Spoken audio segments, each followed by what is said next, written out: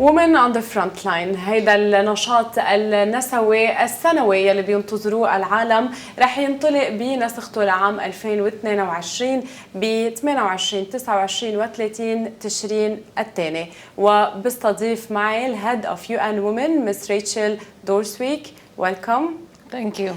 We will be discussing everything related to women and specifically women in Lebanon. We will be talking about mainly the crisis. Tell us more about the situation of women in Lebanon, and especially in the crisis and now, where how all the projects and all the help did well, or we still need more work to be done with the NGOs, specifically the women NGOs in Lebanon. Thank you. Thanks for having me. A huge thanks to the Chidiac Foundation and Dr. May herself for always being a champion of women's rights here in Lebanon. Lebanon is, of course, a unique and interesting case. We hear that a lot. But on women's rights, it's also the case.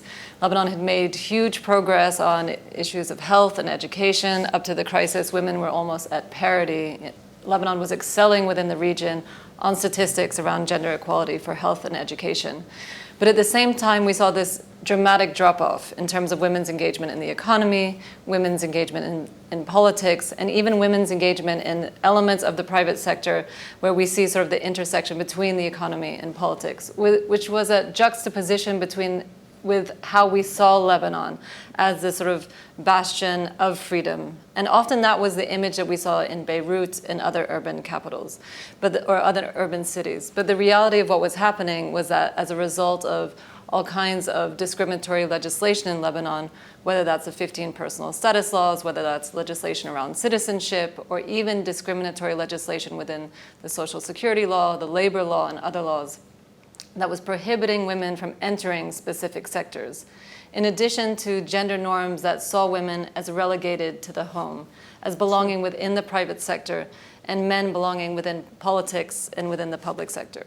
So even in the lead up to the crisis, while women were almost equal to men in terms of access to healthcare, access to education, women were graduating at higher rates than men from university, there was this dramatic drop-off in entering politics, the private sector, and the economy writ large. And the crisis that we saw just made that worse. And especially the pandemic itself, all institutes, they actually fired women, saying that men should be working in order to get money for the family, and the women should go back to the home and work more with the family, with the kids. But here, how can we work on this point, or how did you work on this point itself, trying to engage women more in the work field?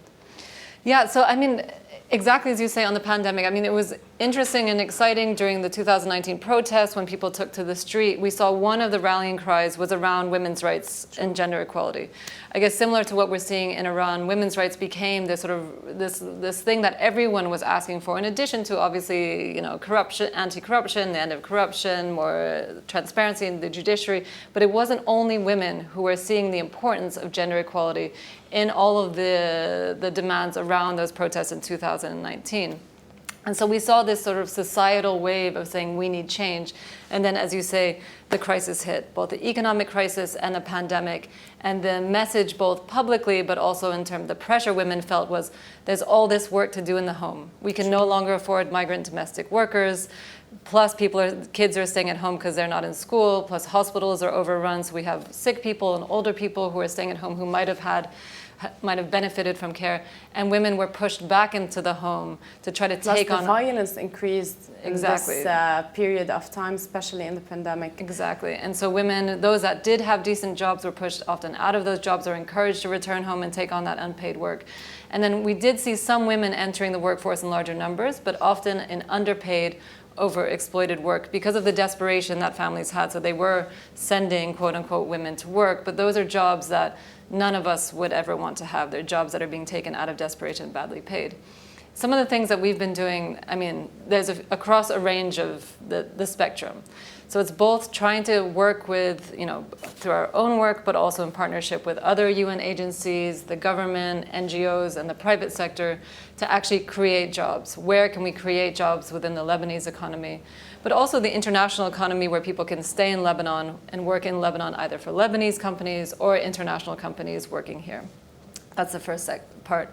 And then the second part has been really around trying to emphasize why does it matter that we get women into the economy, and tagging that to the discussions around the IMF, the potential IMF deal, and structural and macroeconomic reform. For more women to enter the economy, there's things that need to happen. We need an end of the discrimination for the labor law. The labor law needs to be amended.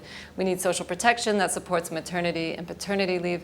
There's all kinds of measures that need to be put in place. And so we can try to work as hard as we can with partners, with the private sector, with other UN agencies to create jobs.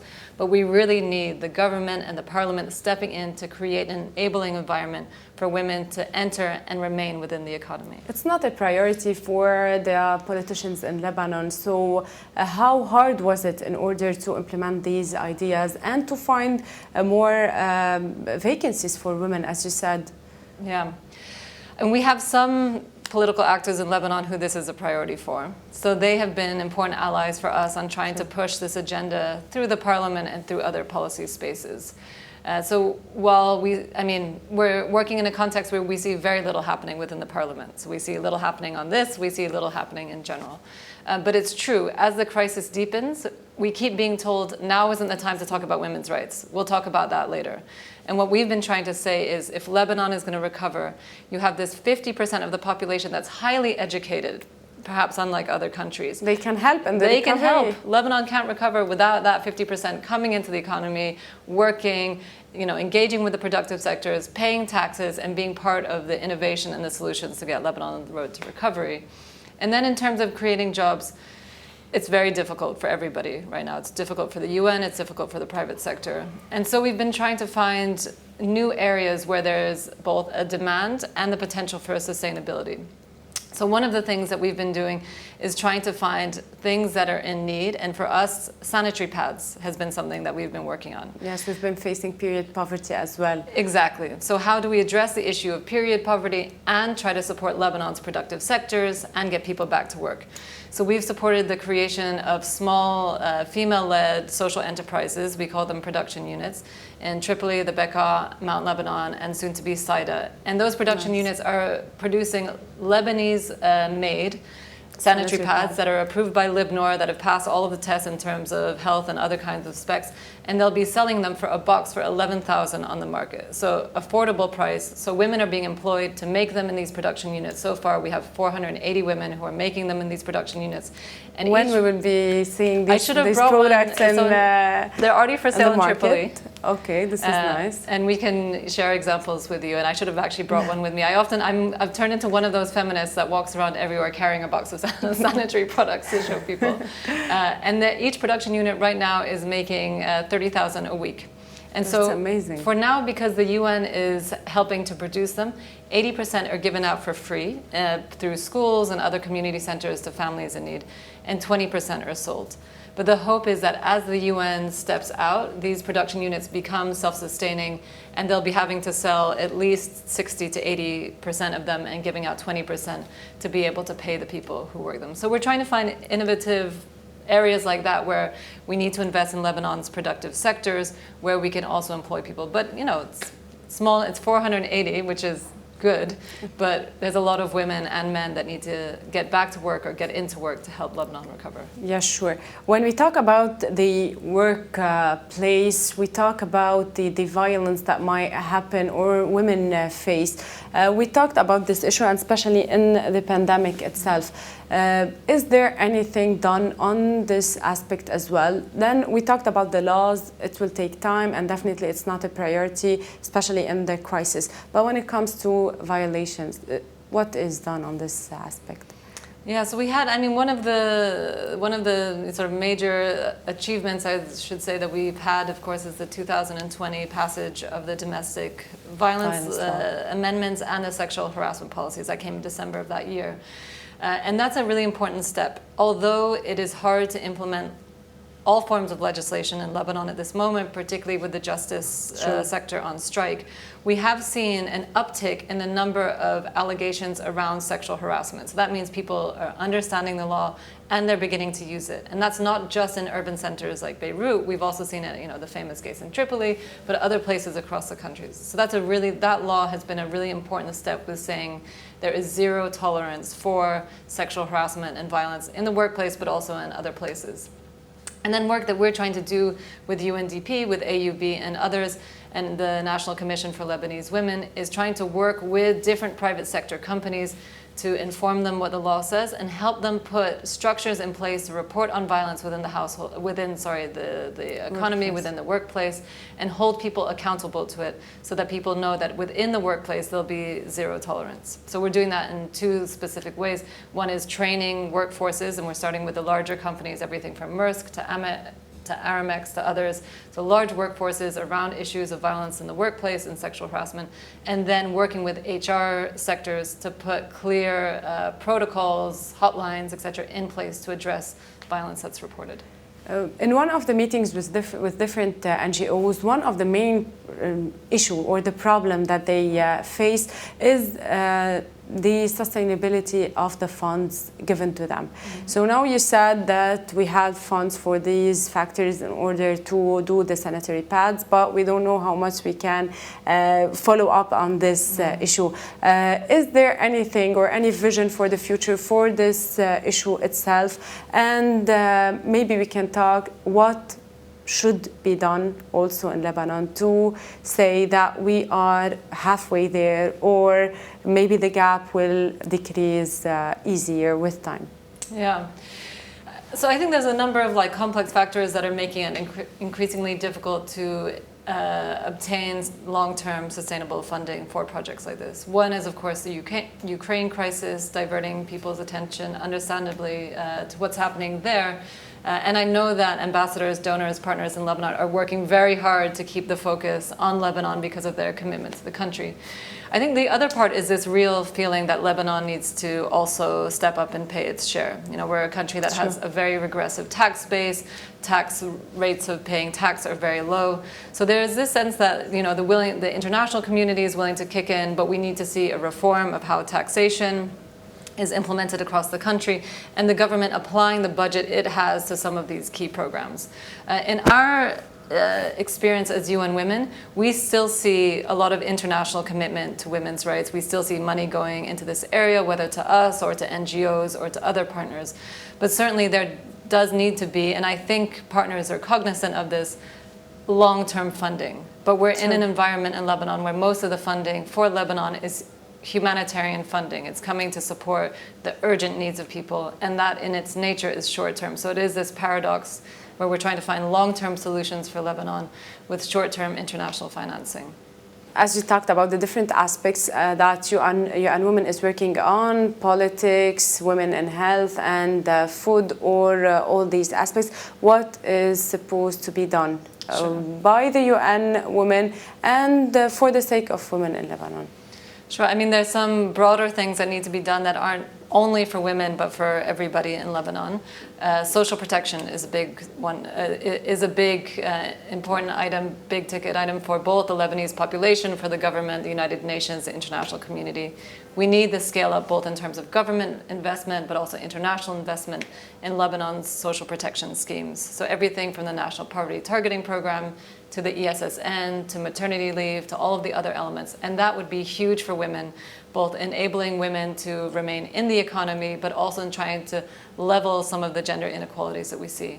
A second one is affordable childcare. We've seen childcare becoming increasingly unaffordable, and as that happens, women will be forced, because of gender norms that say childcare is women's responsibility, to remain in the home and take care of that. And for us, childcare is really a win-win. You can both build affordable childcare and pay people to look after children within public and private sector regulated companies, so you're creating jobs and you're allowing women or children to have safe spaces to be in educational It's hard to implement this in Lebanon now, it's hard, really. But we need plans. You know, this is our moment as Lebanon is thinking about recovering, of making sure we have plans in place, ensuring we understand how to budget it, and the long road to starting to rebuild the economy in ways that are both sustainable and promote women's engagement in the economy. And for us, the care sector is a key area for that.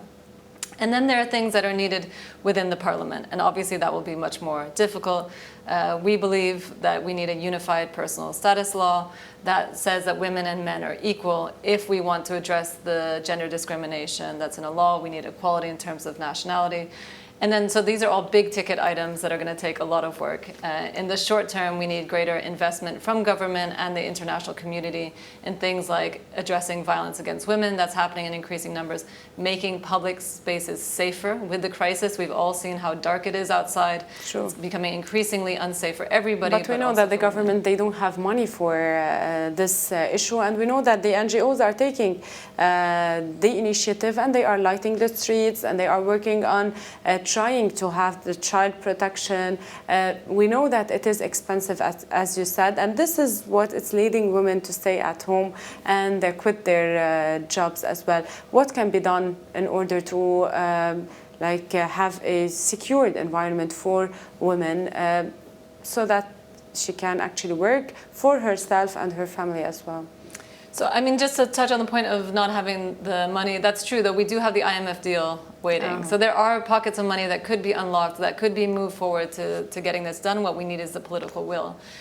In the short term, until we have that, we're going to have to keep relying on the parts of government that are able to keep functioning, the National Commission for Lebanese Women, NGOs, the UN, to keep trying to find very local solutions. And those solutions will continue to be shelters, referral pathways, psychological support, cash support, and other kinds of assistance that allow female-headed households, women, but broader families to sort of maintain and not sink further into poverty during this crisis. I guess changing the ideas or changing the perspective itself is based on awareness. Most of NGOs are working on the awareness sessions in order to help women know more their rights, and then they can work hand in hand to achieve it. Most of the NGOs are talking about the lack of shelters. We have, like in Lebanon, I guess, 13 shelters for women, and the number is decreasing due to the crisis. They have to shut down or lock down due to the high expenses, and knowing that the women, they don't pay if they go to these shelters. How can we ensure safety if we don't have these shelters? Is there any plan in order to increase the number or to maybe support them economically? Yeah, so shelters are often seen as something that Lebanese women don't use. And it's true, if we look at the numbers of the shelters now, most of the women that are in the shelters in Lebanon are either migrant domestic workers or third country nationals in need of support because they don't have that community around them. And firstly, for that alone, we need to keep investing in shelters because those women need our support also. For Lebanese women, I think we need to give them better avenues or more viable avenues to exit violence. We know from previous research done about 1 in 3 or even as much as 1 in 2 women in Lebanon have faced violence at some point. True. And currently, if there's so much stigma around shelters, how do we destigmatize shelters? How do we make it easier for Lebanese women and all women to access shelters? And as you say, part of that is expanding them and making it easier to leave shelters. Often the exit plan is hard because of stigma within people's communities, because it's hard for women to enter the economy because there aren't many jobs. So having that whole chain there where there's reduced stigma, there's more community support around having shelters as a short-term exit strategy from egregious violence within the households, and then women being able to be self-sufficient, creating an environment where they can be. So absolutely scaling up all of that, in addition to trying to support the justice sector to get back to work. Without that, without protection orders, without all of those things, it really is sort of a free-for-all in some ways. There's no accountability for any type of violence, and certainly not for violence against women now, particularly with the justice sector on strike, which is understandable that they are. And so the question is back on the institutions. How do we allow the justice sector to get back to work to ensure that we can address violence against women? We need the country to function in order to maintain these issues. And we'll have to prioritize which parts of, because as you say, we're operating within a smaller fiscal space. So it's not, we need to get beyond this idea that all institutions need to function, which they do in the long term. And in the short term, we need to say which are the priority institutions that need to get back to work for people's safety, to try to address poverty, to try to address health and education, and invest in those and support the government to be putting the budget into those elements to get them back to work. If I need to end in one question, which is the role of the media. In my opinion, as I work in the media field, I guess there's some shift in covering topics related to women. I guess there are some feminist reporters now on field, so I guess the image changed somehow. How do you see the media and the role of media in helping the work of UN Women or different NGOs working on women topics? The role of the media is critical. I mean, media is what touches the most amount of people every day in Lebanon, whether it's more traditional forms of media or social media. And media also can perpetuate ideas that women belong here or men belong here or girls, boys shouldn't cry and all of these kinds of things, which perpetuates gender equality, which is bad for women and men. And so you're right that we have seen a shift. I think the elections are a good indicator of that shift. UN Women and UNDP and others have done research. We saw much less violence against female candidates from journalists in this election than we did to the 2018 election.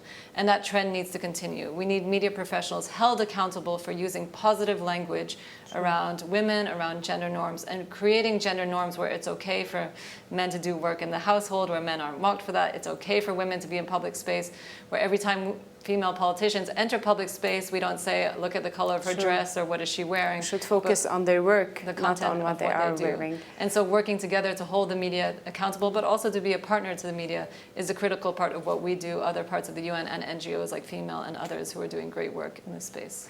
One last question. We will be having the municipality elections in Lebanon. Is there any work done in order to maybe support women to elect first and to run for the elections? Yeah, we have a pretty robust program with the NGO 50/50, where we're trying to support female candidates across the country. So we have 25 locations where 50/50 are choosing local partners and really going there and trying to support female leaders who already have a constituency and trying to link them with possible electoral lists and trying to have them engage with their constituencies around what a constituency needs and how they can address them, and then supporting them to run. So our hope, I think now we have around 5.4% of female municipal councillors. Our hope is to get at least to 10%. Hopefully it will which increase. Remains low, both within the region and globally, but still would be a significant increase and something we could all be proud of. Thank you so much for all the information and for all the work that you are doing for women and especially for women in Lebanon. يعني مثل ما عم نشوف انه في عمل كثير عم ينعمل بلبنان لشؤون المرأة، ان كان على صعيد الحقوق، على صعيد العمل، وعلى صعيد الحماية الشخصية، ولكن بيبقى الهدف الأساسي وضع أولوية عند السياسيين، وطبعا تكون أولوية عند الإعلام، عند القضاء، والتعامل معها يكون بطريقة مختلفة، بطريقة متحضرة، وطبعا بيبقى المرأة هي الأساس. ومثل ما قلنا بسياق المقابلة هن أكثر من 50% من المجتمع، وبلاهم ما بنقدر ننجز شيء.